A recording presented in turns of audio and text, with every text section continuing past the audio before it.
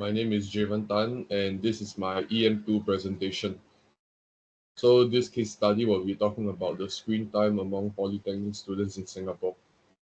This claim is talking about the daily screen time habits of 31 polytechnic students in Singapore, which is more than 5 hours per day.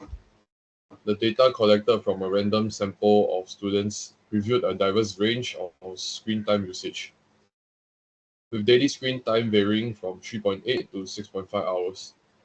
The mean of the sample for this group was found to be 5.3 hours with a standard deviation of 0.032 hours.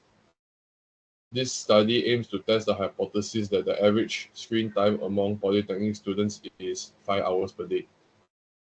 Test the source claim with 0.5% significance level.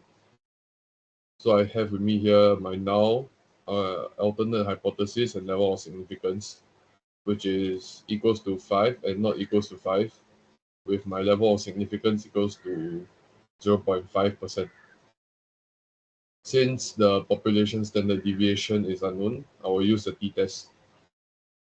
So the t-test formula will be sample mean minus average screen time over the sample standard deviation divided by the square root of sample size, which I have here, which is my data here. So by using my t-test, I will get a value of 52.2, rounded off to 3 significant figure. Now I can find my p-value.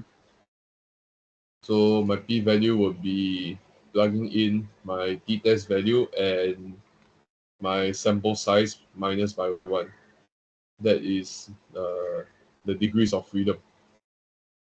Since I have a very large t-value, my p-value will be extremely small, essentially approaching 0.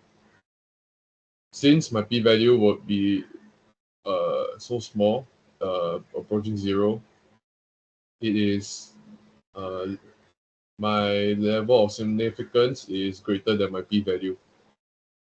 Hence, we can reject the null hypothesis.